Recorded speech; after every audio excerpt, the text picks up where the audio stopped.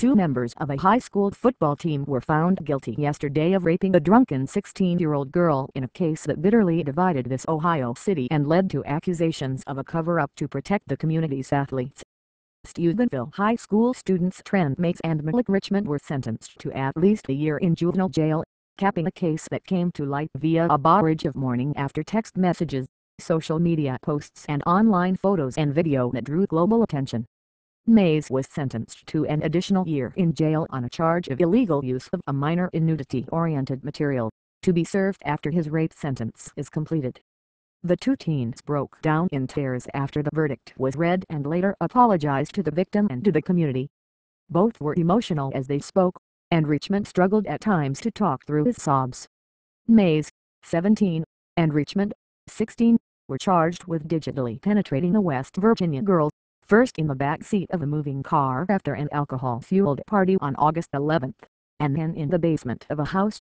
They were ordered to avoid contact with the victim until they are 21.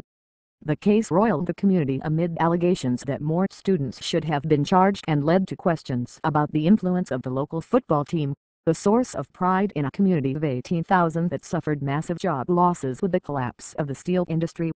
Their arms linked, protesters demanding that the football players be held accountable stood outside the courthouse yesterday morning awaiting the verdict, some wearing masks.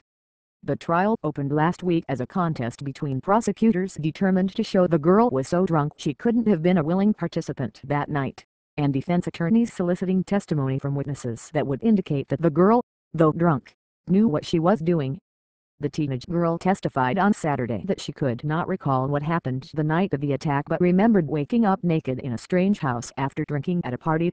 When she woke up, she said she discovered her phone, earrings, shoes and underwear were missing. The girl said she believed she was assaulted when she later read text messages among friends and saw a photo of herself taken that night, along with a video that made fun of her and the alleged attack.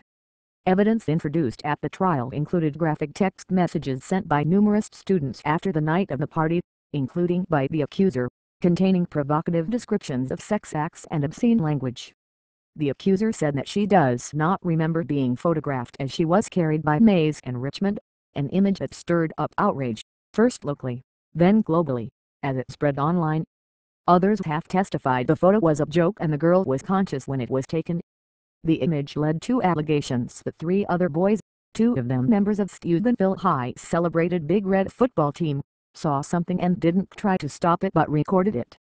The three boys weren't charged, fueling months of online accusations of a cover-up to protect the team, which law enforcement authorities denied.